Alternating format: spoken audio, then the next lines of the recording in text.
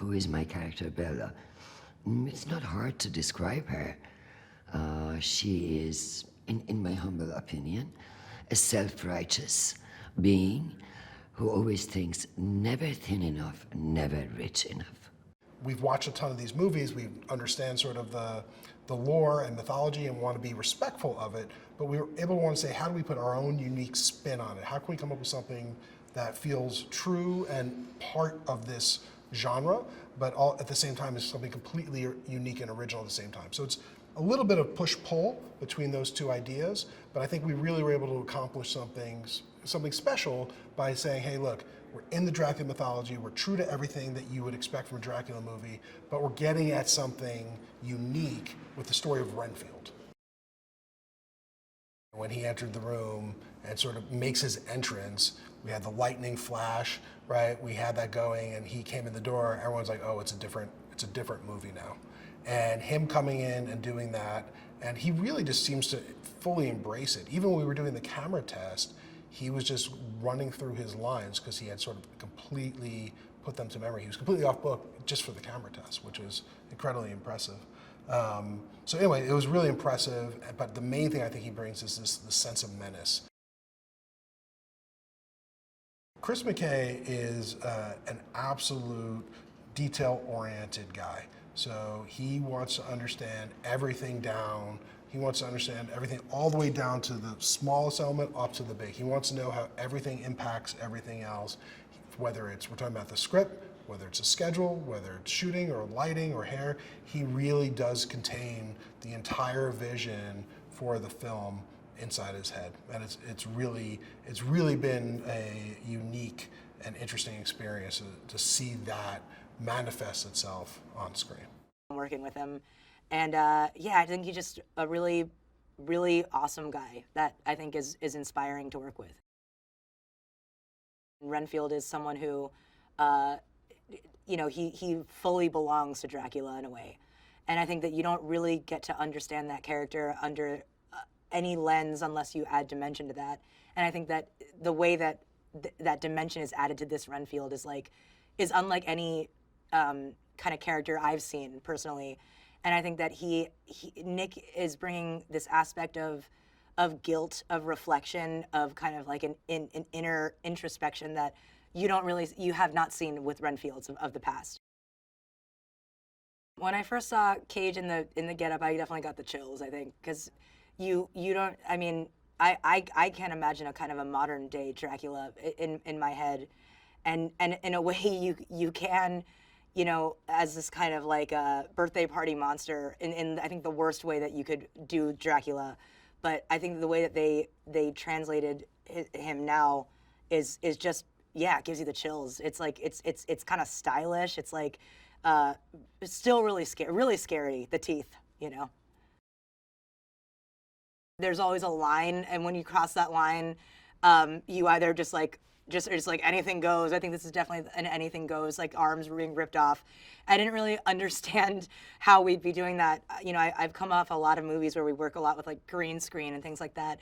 But then on this one, you literally just see decapitated arms. Just like, there's like, bring in the arms, and there's like arms on a tray. So it's like the things that you think would maybe be green screen or special effects are just practical. I hope that they take away that, you know, this kind of like new modern day take on these characters, but also about what it means to be in a toxic relationship, and also what it means to maybe get a second chance. You know, the redeemability of these characters are going to ultimately be based on what the audience thinks about them. So, you know, how much they deserve a second chance. I hope the audience feels like they do. The story of Renfield is about a guy named Renfield who has a toxic relationship with a really terrible boss, but his terrible boss is a little more terrible than most because he happens to be Dracula. And the story follows Renfield as, you know, he's inspired by a new relationship in his life to take control of his life, take his power back, and try to find his own identity again. And in so doing, because it is Dracula, he might end up saving the world at the same time. The chemistry between Nick Hoult and Nick Cage really kind of comes off the screen. I think, this is such a unique version of the Dracula story, and it really hinges on finding a humanity in both Dracula and Renfield. And what's so great is that they were not afraid, each Nick Cage and Nick Hoult were not afraid to be vulnerable, to be emotional, to be a little unhinged. And that, I think, is what makes this movie so special. It's just funny. It's just ridiculous, funny, and totally rule-breaking. And I think audiences are going to have such a good time sitting in a theater together, watching this all unfold together and not believing their eyes and laughing about it. Renfield is a codependent, and he's using the lessons he learned from the circle, the group that he's in, and applying them against Dracula's very aggressive attack on Renfield verbally. It's kind of like a study in a little bit of a toxic relationship that we see so often. And it's different, yeah, and I thought that was brave, and I thought that was funny, but also poignant. There was nuance to it that was kind of, there's a fine line here of tragic comedy. I think Nick Holt's approach is very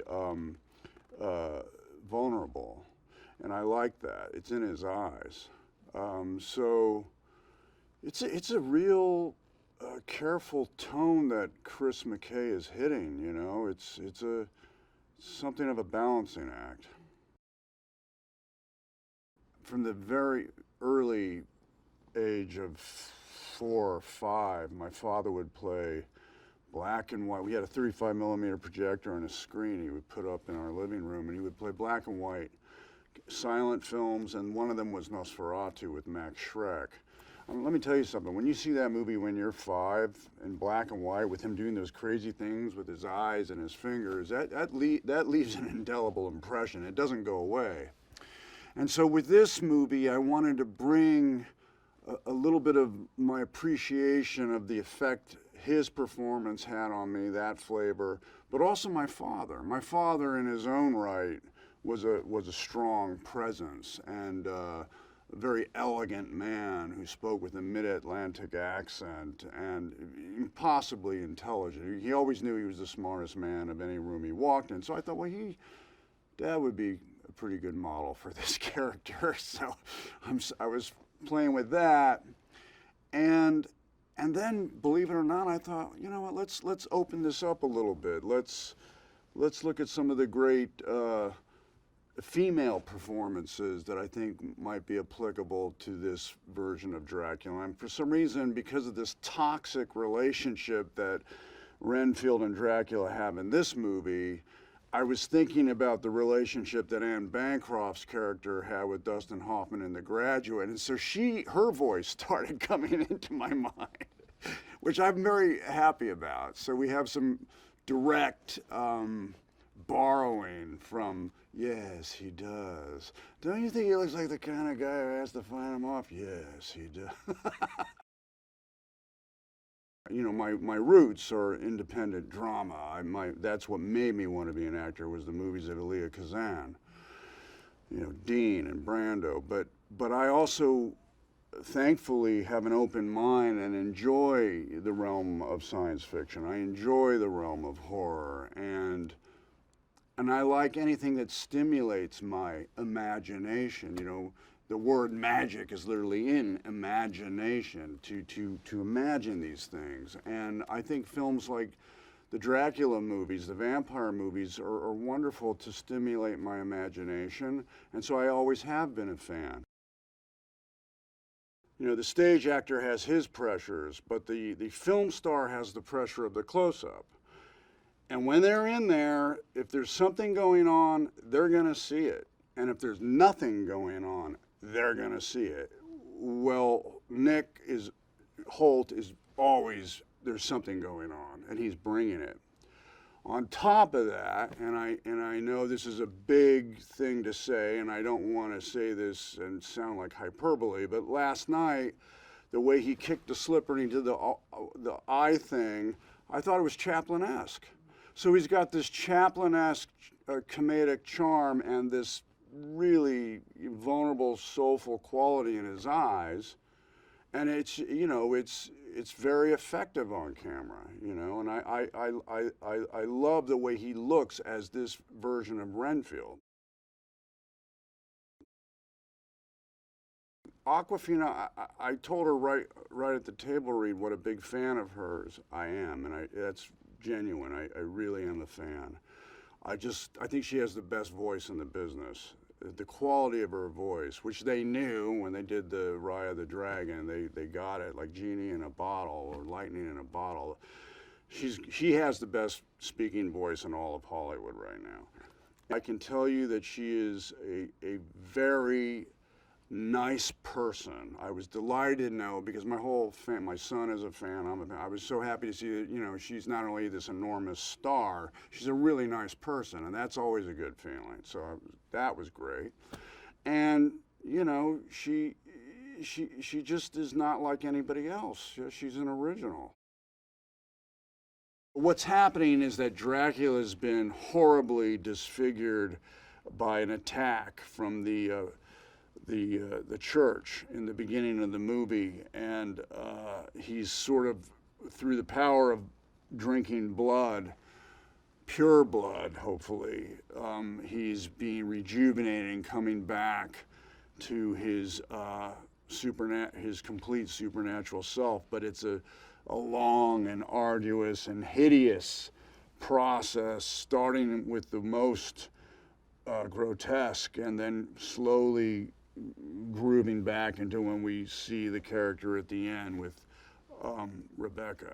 Renfield is someone who's known, as being kind of Dracula's familiar, and in this story we kind of pick up probably about around 100 years into their relationship. So Renfield's been working for him a long time, and to be honest with you, he's just exhausted with the prospect of continuing to do his dirty work. So he's worn down, he's beaten down, and kind of looking for an escape or some sort of spark to kind of return to his normal life and what he misses. You need someone for this role who's really going to invest time and commitment and really go for it. And that's something that Nick really does, but he does it in such a wonderful way where in scenes with him it's just incredibly fun to watch where he's taking interpretation from as well, whether it's Nosferatu and kind of the physical interpretation of Dracula, particularly at the different stages of his healing and power, and the vocal work, and you know, Anne Bancroft in the Graduate is one of the things that he's looking at times, and it really is wonderful to see Dracula being formidable and horrendous, but also kind of quite manipulative, and that's what this story really goes back to, is this, you know, this toxic relationship between the two of them, and you know, they've been together for so long, and they really do know how to push each other's buttons and work against each other, and yeah, Nick has been so committed and really turned up ready to play, and it's just wonderful to watch all the nuances and the things that he's bringing to the character. Doing scenes with Ben is, again, brilliant. It's similar to working with Nora in many ways, because they're both so fast and so sharp in terms of improvisation and bringing more humor to the scenes. But also Ben's found a way to do that with the character and make him very funny, but also being very believable and formidable as well. And it's kind of more, that character's way more heartfelt, and you care for him a lot more than I ever imagined, to be honest with you, reading the script. So I've really loved seeing how he's translated it. The brilliant thing was that they actually gave me time to prep. So I came down a few months before we started shooting, and Chris kind of really, you know, asked a lot of me and expected a lot, but in a way that meant that I could really, you know, jump in and try and learn all these kind of fight sequences and kind of parkour-y sort of moves and stuff that hopefully in the film ends up being something that makes it special and brings the character to life in a different way. It's a horror action movie, and that's something that Chris McKay really wanted to lean into, that element of that we could be punching heads off and ripping arms off and all these kind of things that you don't see in a lot of movies, which is really, I think it's really fun, which is an odd thing to say about doing that sort of stuff. But again, Christian Tinsley's special effects makeup branch have done an incredible job of making all that stuff practical, which, you know, a lot of the time in movies that would be a digital effect, but they've kind of built like arms that can be ripped off and spurt blood, and the same with head. I've never punched a head off before, and I got to do that on this, so that was you know, one thing off the bucket list. You have the most narcissistic boss imaginable, who's also a powerful blood-sucking vampire, and how you manage to get out of that relationship and survive would be, I think, the pitch, but told in a comedic, heartfelt, absurd, strange way. The whole movie is balancing on a razor's edge of having the stakes be real and having the action be real and also being funny. And I think all of that kind of lives and balances in Cage's Dracula, which has to be scary, has to be threatening, has to be formidable, but at the same time does strike that balance of being incredibly funny.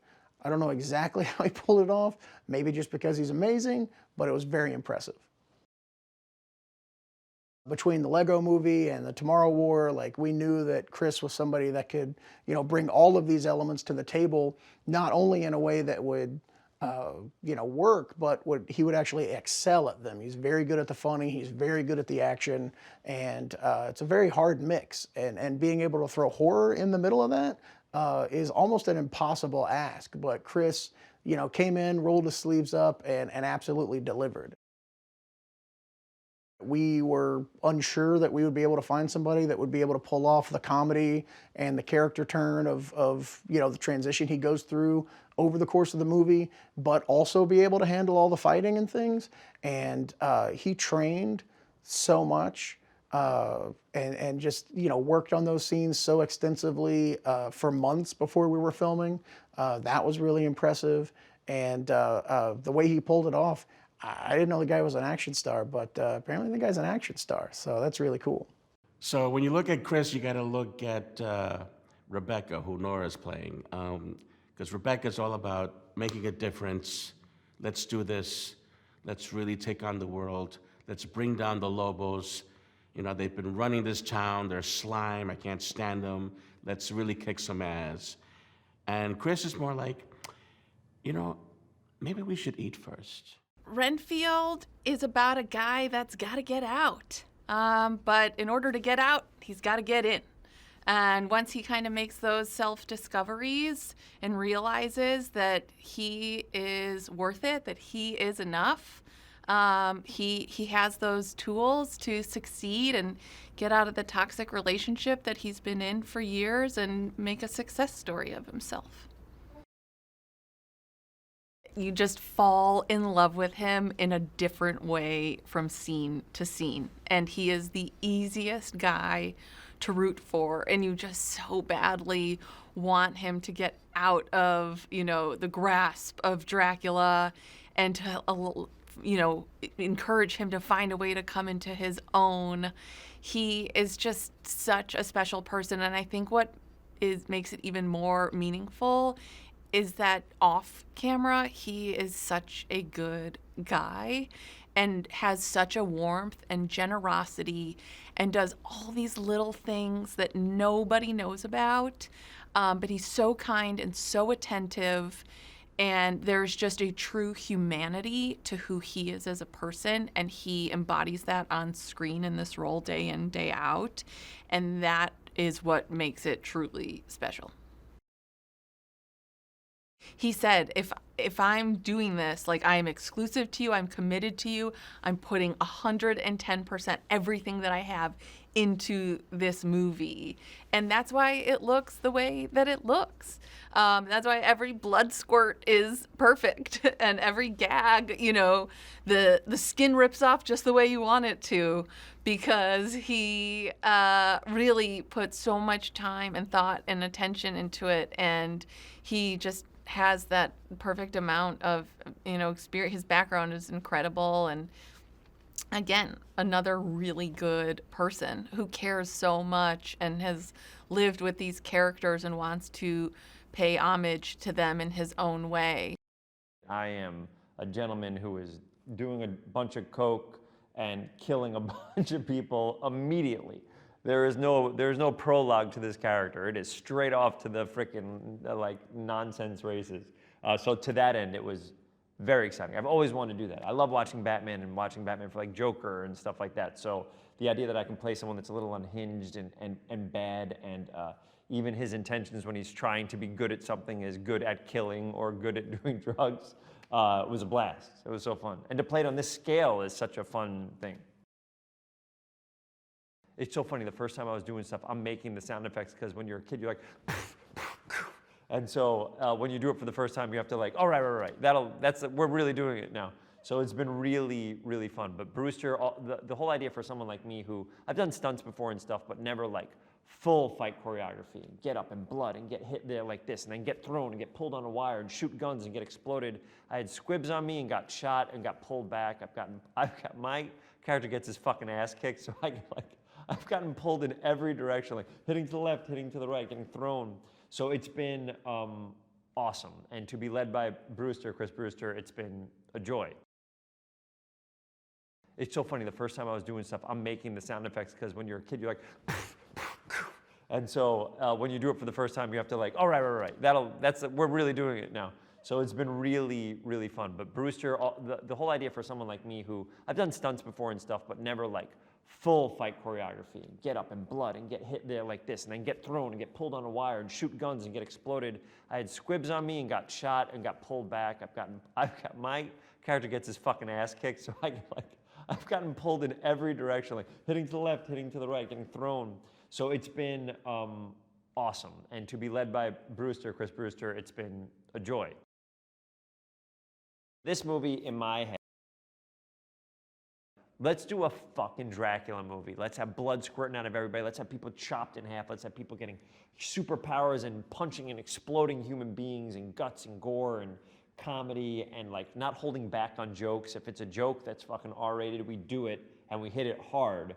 So it's like, it's fun to be in a movie like this that's gonna come out in theaters that's like unhinged like that. And I think the viewers are gonna be so psyched because it's unique and different and it won't be like, it is unlike any other movie you've seen. He's a movie star. To play with him, to do stunts with him, to feel protected that I won't get hurt while we're swinging full force at each other and covered in blood and delivering like this outrageous fun dialogue. It's been a blast. It's like playing tennis with someone who's just insanely skilled. And to watch him do a little bit of everything. And he's, when you're number one on the call sheet, you're there every frickin' day. He's there every day working his butt off and still is one of the things I respect the most is watching someone who's number one on the call sheet work their butts off, but also be so nice to the crew and so nice to everybody and caring about their scene partners and everybody around and taking care of anybody he can. So he is just someone, if you're an actor or just a human being, someone to look up to the way he handles himself on a set. And he's just crushing it. Renfield is the story of a man who 100 years ago took on a job, made a commitment to his boss to do something different, but for very personal, selfish, ego-driven reasons. And we meet this same guy 100 years later, still doing that same job, except that job is to collect bodies for his boss to eat, his boss being Dracula. And when we meet him, he's at a really low place in his life and wants to break up with his boss. But how do you break up with Dracula?